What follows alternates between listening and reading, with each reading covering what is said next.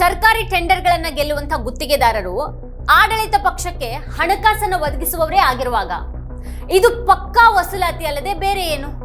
ವಂಶ ಪಾರಂಪರ್ಯ ರಾಜಕಾರಣ ಪಾಪ ಆಗಿದ್ರೆ 146 ಒಪ್ಪಂದಗಳು ಮುಖ್ಯಮಂತ್ರಿಯ ಸ್ವಂತ ಕುಟುಂಬಕ್ಕೆ ಸಂಬಂಧಿಸಿದ ಕಂಪನಿಗಳೊಂದಿಗೆ ಹೇಗಾಗ್ತಾ ಇವೆ?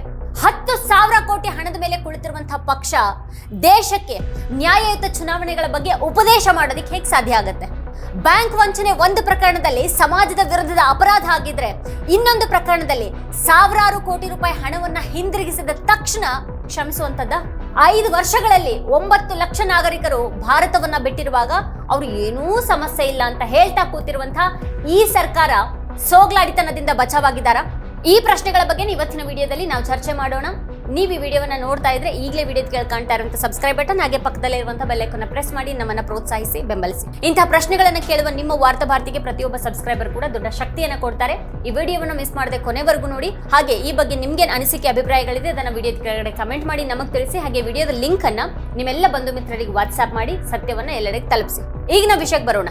ಮೋದಿ ಸರ್ಕಾರದ ಈ ಕಾಲದಲ್ಲಿ ಇವತ್ತು ಏನಾಗ್ತಾ ಇದೆ ಅಂತ ಯಾರಿಗೂ ಕೂಡ ಗೊತ್ತಾಗ್ತಾ ಇಲ್ಲ, ಮತ್ತೆ ನಾಳೆ ಏನಾಗ್ಲಿದೆ ಅನ್ನೋದು ಕೂಡ ಯಾರಿಗೂ ಗೊತ್ತಾಗೋದಿಲ್ಲ. ಆದ್ರೆ ನಿನ್ನೆ ಏನಾಯ್ತು ಅನ್ನೋದ್ರ ಬಗ್ಗೆ ಎಲ್ಲರೂ ಪರಿಣಿತರೇ ಆಗಿದ್ದಾರೆ. ಇವತ್ತಿನ 100 ಜ್ವಲಂತ ಸಮಸ್ಯೆಗಳ ಬಗ್ಗೆ ಯೋಚನೆ ಮಾಡೋರೇ ಇಲ್ಲ.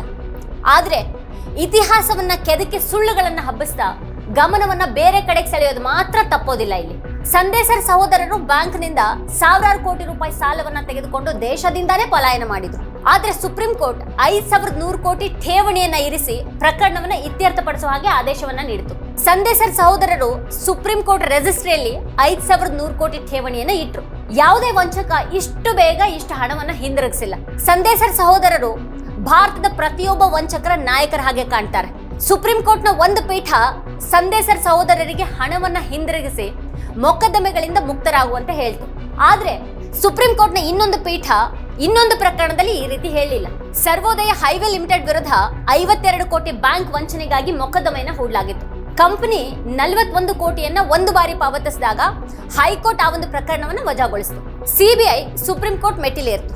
ಸುಪ್ರೀಂ ಕೋರ್ಟ್ ಒಂದು ಬಾರಿ ಪಾವತಿಯ ಕಾರಣಕ್ಕೆ ಪ್ರಕರಣವನ್ನ ಕೊನೆಗೊಳಿಸೋದಿಕ್ ಸಾಧ್ಯ ಇಲ್ಲ ಅಂತ ತೀರ್ಪನ್ನ ನೀಡಿತು. ಹಣಕಾಸು ಸಂಸ್ಥೆ ನಷ್ಟ ಅನುಭವಿಸುತ್ತೆ, ಇದು ಸಾಮಾಜಿಕ ಪರಿಣಾಮವನ್ನು ಬೀರುತ್ತೆ ಅಂತ ಹೇಳಾಯ್ತು. ಆದ್ರೆ ಸಂದೇಸರ್ ಸಹೋದರರ ಪ್ರಕರಣದಲ್ಲಿ ಈ ಮಾತು ಬರಲಿಲ್ಲ.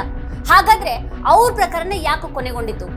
ಜನಸಾಮಾನ್ಯರು ಸಾಲವನ್ನ ಮರುಪಾವತಿಸದೇ ಇದ್ರೆ, EMI ಅನ್ನ ಪಾವತಿಸದೇ ಇದ್ರೆ ಸಂದೇಸರ್ ಅವರಿಗೆ ಸಿಕ್ಕಾಗೇನೆ ವಿನಾಯಿತಿ ಸಿಗ್ತಾ ಇದೆಯಾ? ಇಲ್ಲಿ ಅಭಿನವ್ ಸಿಂಗ್ ಅನ್ನುವಂತಹ ಇಂಜಿನಿಯರ್ ಲಲಿತಪುರದ ಸರ್ಕಾರಿ ಆಸ್ಪತ್ರೆಯಲ್ಲಿ ವೈದ್ಯ ಪದವಿಯನ್ನ ಬಳಸಿಕೊಂಡು ರೋಗಿಗಳಿಗೆ ಚಿಕಿತ್ಸೆಯನ್ನ ನೀಡ್ತಾ ಇದ್ರು.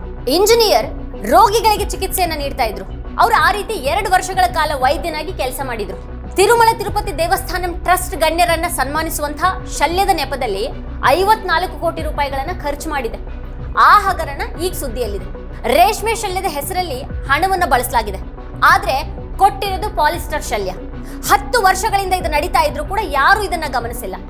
ಈ ದೇಶದಲ್ಲಿ ಇದೆಲ್ಲಾನು ನಡೀತಾ ಇದೆ. ಬಿಜೆಪಿ ಸರ್ಕಾರಗಳು ಈಶಾನ್ಯ ರಾಜ್ಯದಲ್ಲಿ ಬಿಜೆಪಿಗೆ ದೇಣಿಗೆಯನ್ನ ಕೊಟ್ಟವರಿಗೆ ಸರ್ಕಾರಿ ಗುತ್ತಿಗೆಯನ್ನ ನೀಡಿವೆ. ಬಿಜೆಪಿ ಸರ್ಕಾರ ಯಾರಿಗೆ ಗುತ್ತಿಗೆ ನೀಡುತ್ತೋ ಅವರು ಬಿಜೆಪಿಗೆ ದೇಣಿಗೆಯನ್ನ ನೀಡಬೇಕು.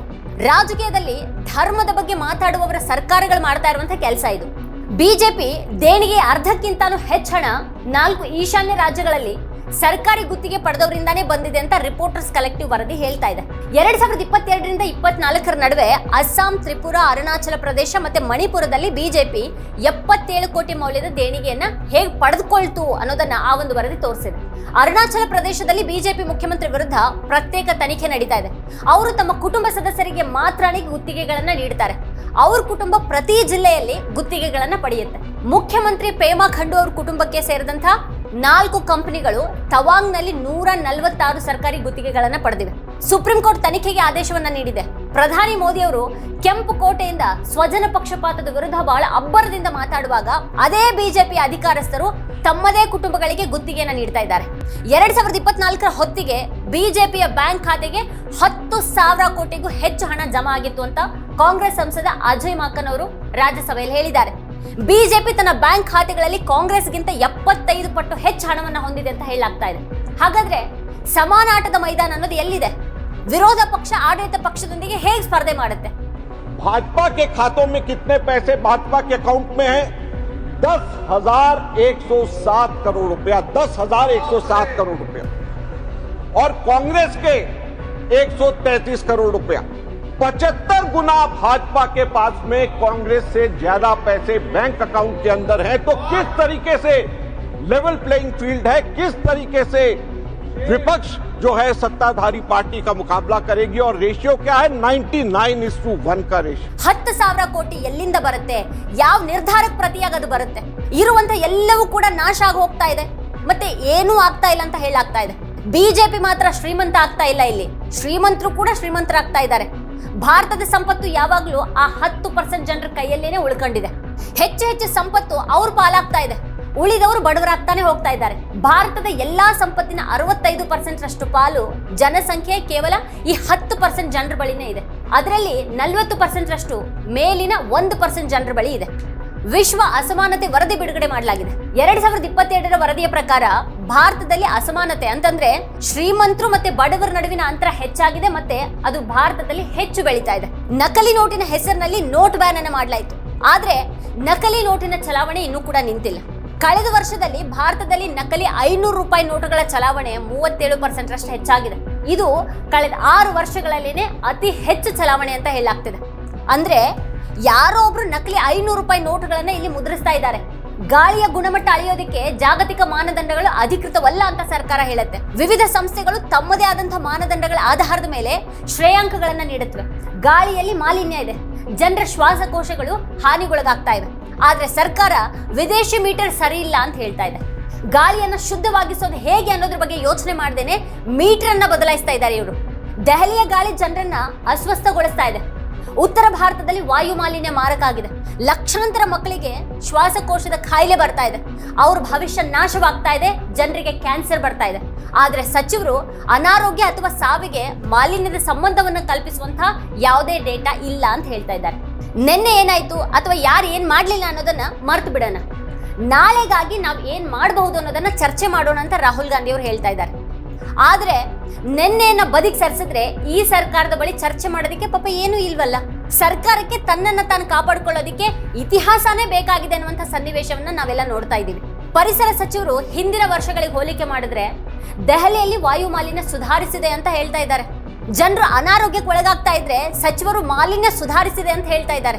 ಪರಿಸರ ಸಚಿವರು 2025ರಲ್ಲಿ ದೆಹಲಿಯ AQI 450 ತಲುಪಿಲ್ಲ ಅಂತ ಸದನದಲ್ಲಿನೇ ಸುಳ್ಳು ಹೇಳ್ತಾ ಇದ್ದಾರೆ. ಆದ್ರೆ ನವೆಂಬರ್ನಲ್ಲಿ AQI 700 ದಾಟಿದೆ. 2026ರಲ್ಲಿ ಉತ್ತಮ ದಿನಗಳ ಸಂಖ್ಯೆ 200 ಆಗಿರುತ್ತೆ ಅಂತ ಸಚಿವರು ಇಲ್ಲಿ ಮತ್ತಷ್ಟು ಹೇಳ್ಕೊಳ್ತಾರೆ. 2026 ಇನ್ನೂ ಬಂದಿಲ್ಲ. ಹಾಗಾದ್ರೆ ಅಂಥ ಉತ್ತಮ ದಿನಗಳ ಸಂಖ್ಯೆಯನ್ನ ಈಗಲೇ ನಾವು ಹೇಗೆ ಅಳಿಬಹುದು? 2025ರಲ್ಲಿನ ಸ್ಥಿತಿ ಬಗ್ಗೆ ಇವ್ರು ಯಾಕೆ ಮಾತಾಡ್ತಾ ಇಲ್ಲ? SIR ನಲ್ಲಿ ಏನಾಗ್ತಾ ಇದೆ ಅಂತ ಚರ್ಚೆ ಮಾಡೋದಕ್ಕೆ ಸರ್ಕಾರ ರೆಡಿ ಇಲ್ಲ. ರಾಹುಲ್ ಗಾಂಧಿ ಅಮಿತ್ ಶಾ ಅವರನ್ನ ಚರ್ಚೆಗೆ ಬರೋ ಹಾಗೆ ಸವಾಲ್ ಹಾಕ್ತಾ ಇದ್ದಾರೆ. ಅಮಿತ್ ಶಾ ಅವರು ಆ ಒಂದು ಸವಾಲನ್ನ ಸ್ವೀಕರಿಸ್ತಾ ಇಲ್ಲ. ಈಗಂತೂ ಬಿಜೆಪಿಯ ಎಲ್ಲರೂ ಕೂಡ ಒಂದೇ ಮಾತ್ರಮ್ನ ಇತಿಹಾಸಕಾರರಾಗ್ಬಿಟ್ಟಿದ್ದಾರೆ. ಬಿಜೆಪಿ ಸಂಸದರು ವೇದಗಳ ಕಾಲದ ಕಥೆಯನ್ನ ಮತ್ತೆ ಮೊಘಲ್ ಕಾಲದ ಕಥೆಯನ್ನ ಎತ್ಕೊಂಡು ಬರ್ತಾರೆ. ಇತಿಹಾಸದ ಹೆಸರಿನಲ್ಲಿ ಅವರಿಗೆ ನೆಹರು ಬಗ್ಗೆ, ಕಾಂಗ್ರೆಸ್ ಬಗ್ಗೆ ದೂಷಿಸೋದಕ್ಕೆ ಮಾತ್ರನೇ ಗೊತ್ತಿದೆ. ಆದ್ರೆ ತಮ್ಮದೇ ಇತಿಹಾಸದ ಬಗ್ಗೆ ಮಾತ್ರ ಅವ್ರಿಗೆ ಗೊತ್ತಿಲ್ಲ. ಅದಕ್ಕಾಗಿನೇ ಸಂಜಯ್ ಸಿಂಗ್ ಮತ್ತೆ ಪ್ರಿಯಾಂಕಾ ಗಾಂಧಿ ಅವರು ಸ್ವತಂತ್ರ ಹೋರಾಟದಲ್ಲಿ RSS ನ ಇತಿಹಾಸ ಹೇಗಿತ್ತು ಅಂತ ಕೇಳಿದಾಗ ಪಾಪ ಅವ್ರಿಗೆ ವಿವರಿಸೋದಕ್ಕೆ ಸಾಧ್ಯ ಆಗ್ಲಿಲ್ಲ. RSS ತನ್ನ ಪ್ರಧಾನ ಕಚೇರಿಯಲ್ಲಿ 53 ವರ್ಷಗಳ ಕಾಲ ತ್ರಿವರ್ಣ ಧ್ವಜವನ್ನ ಯಾಕೆ ಹಾರಿಸಲಿಲ್ಲ? ಅವ್ರಿಗೆ ವಿವರಿಸೋದಕ್ಕೆ ಸಾಧ್ಯ ಆಗ್ಲಿಲ್ಲ. ಈ ಬಿಜೆಪಿ ಅವ್ರು ಹೇಗೆ ಅಂತಂದ್ರೆ, ನೀವು ನೆಹರು ಬಗ್ಗೆ ಪ್ರಶ್ನೆ ಕೇಳಿದ್ರೆ ಅವರು ಚೋಳರ ಬಗ್ಗೆ ಮಾತಾಡೋದಕ್ಕೆ ಪ್ರಾರಂಭ ಮಾಡ್ತಾರೆ, ನೀವು ಚೇಳರ ಬಗ್ಗೆ ಪ್ರಶ್ನೆ ಕೇಳಿದ್ರೆ ಅವರು ಅಶೋಕನ ಬಗ್ಗೆ ಮಾತಾಡೋದಕ್ಕೆ ಪ್ರಾರಂಭ ಮಾಡ್ತಾರೆ ಅಂತ ರವೀಶ್ ಕುಮಾರ್ ತಮ್ಮ ವಿಡಿಯೋದಲ್ಲಿ ಹೇಳಿದ್ದಾರೆ. ಪ್ರಧಾನಿ ನರೇಂದ್ರ ಮೋದಿ ಭಾರತದ ಪ್ರಧಾನಿ ಮಾತ್ರ ಅಲ್ಲ, ವಾಸ್ತವವಾಗಿ ಅವರು ಇನ್ನು ಮುಂದೆ ಪ್ರಧಾನಿ ಹಾಗೆ ಕಾಣೋದಿಲ್ಲ, ಅವರು ಮುಖ್ಯ ಇತಿಹಾಸಕಾರನಂತೆ ಕಾಣ್ತಾರೆ ಅಂತ ಹೇಳಿದ್ದಾರೆ ರವೀಶ್ ಕುಮಾರ್ ಅವರು. ಹಿಂದಿನ ಕಾಲದ ಎಲ್ಲಾ ನಾಯಕರು ಇತಿಹಾಸವನ್ನ ಸರಿಪಡಿಸೋದಿಕ್ಕೆ ಭವಿಷ್ಯವನ್ನ ಸರಿಪಡಿಸ್ತಾ ಇದ್ರು. ಆದ್ರೆ ಇತಿಹಾಸವನ್ನ ಸರಿಪಡಿಸುವಂತಹ ಮೊದಲ ನಾಯಕ ಅಂತ ಅಂದ್ರೆ ಅದು ಪ್ರಧಾನಿ ಮೋದಿ ಅವರು ಅಂತ ರವೀಶ್ ಕುಮಾರ್ ಅವರು ಹೇಳ್ತಾರೆ. ಈ ವರ್ಷ ಬಿಹಾರ ಸರ್ಕಾರ 55,737 ಕೋಟಿ ಸಾಲ ಮಾಡಿದೆ. ಕಳೆದ ವರ್ಷ 63,666 ಕೋಟಿ ಸಾಲ ಮಾಡಿದೆ. ಇದೇ ರೀತಿಯ ಸುದ್ದಿ ಮಹಾರಾಷ್ಟ್ರದಿಂದ ಕೂಡ ಬರ್ತಾ ಇದೆ.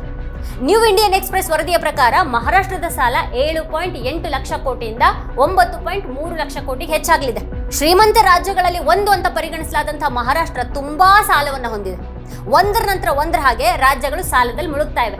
ಜನರು ತಮ್ಮ ಮತಗಳನ್ನ 10,000ಕ್ಕೆ ಮಾರಾಟ ಮಾಡ್ತಾ ಇದ್ದಾರೆ. ಮಹಾರಾಷ್ಟ್ರದಲ್ಲಿ ಈ ವರ್ಷ 9 ತಿಂಗಳಲ್ಲಿ 781 ರೈತರು ಆತ್ಮಹತ್ಯೆಯನ್ನು ಮಾಡಿಕೊಂಡಿದ್ದಾರೆ. ರೂಪಾಯಿ ಮೌಲ್ಯ 90ಕ್ಕಿಂತನೂ ಕಡಿಮೆ ಆಗಿದೆ.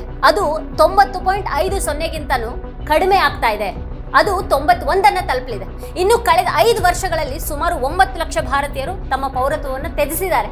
ಈ 9 ಲಕ್ಷ ಜನರು ಭಾರತದಲ್ಲಿ ಏನೂ ಆಗೋದಿಲ್ಲ ಅಂತಾನೆ ಭಾವಿಸಿರಬೇಕು. ಏನಾಗ್ತಾ ಇದೆ ಅಂತ ತಿಳಿಯದಂತ ಉಳಿದವರು ಇಲ್ಲಿನೇ ಉಳ್ಕೊಂಡಿದ್ದಾರೆ. ಮತ್ತೆ ಈ ದೇಶದಲ್ಲಿ ಏನೂ ನಡೀತಾ ಇಲ್ಲ ಅಂತ ಹೇಳ್ತಾ ಇದ್ದಾರೆ. ನಿಜವಾಗಿನೂ ಏನು ನಡೀತಾ ಇಲ್ಲ ಅನ್ನುವಂಥ ಭ್ರಮೆಯಲ್ಲಿ ಅವರನ್ನ ಬೀಳ್ಸಿರುವಂತಹ ಸರ್ಕಾರ 10 ವರ್ಷಗಳಿಗೂ ಹೆಚ್ಚು ಕಾಲದಿಂದ ತನಗ್ ಬೇಕಾದ ಹಾಗೆ ದರ್ಬಾರನ್ನ ನಡೆಸ್ತಾ ಇದೆ. ವೀಕ್ಷಕರ ಕುರಿತಾಗಿ ನೀವೇನು ಹೇಳ್ತೀರಿ? ನಿಮ್ಗೆ ಏನು ಅನ್ಸುತ್ತೆ? ಏನು ಅಭಿಪ್ರಾಯ ಇದೆ? ಅದನ್ನ ವಿಡಿಯೋ ಕೆಳಗಡೆ ಕಮೆಂಟ್ ಮಾಡಿ ನಮಗೆ ತಿಳಿಸಿ. ಇದೇ ಹೊತ್ತಿನ ಸ್ಪೆಷಲ್ ನೋಡ್ತಾ ಇರಿ ವಾರ್ತಾಭಾರತಿ. ನೀವಿನ್ನು ವಾರ್ತಾಭಾರತಿ ಯೂಟ್ಯೂಬ್ ಚಾನಲ್ ಅನ್ನು ಸಬ್ಸ್ಕ್ರೈಬ್ ಮಾಡಿಲ್ಲ ಅನ್ನೋದಾದ್ರೆ ಈ ಕೂಡಲೇ ಸಬ್ಸ್ಕ್ರೈಬ್ ಮಾಡಿ, ಹಾಗೆ ಪಕ್ಕದಲ್ಲಿರುವಂತಹ ಬೆಲ್ ಐಕಾನ್ ಪ್ರೆಸ್ ಮಾಡಿ ನಮ್ಮನ್ನ ಪ್ರೋತ್ಸಾಹಿಸಿ.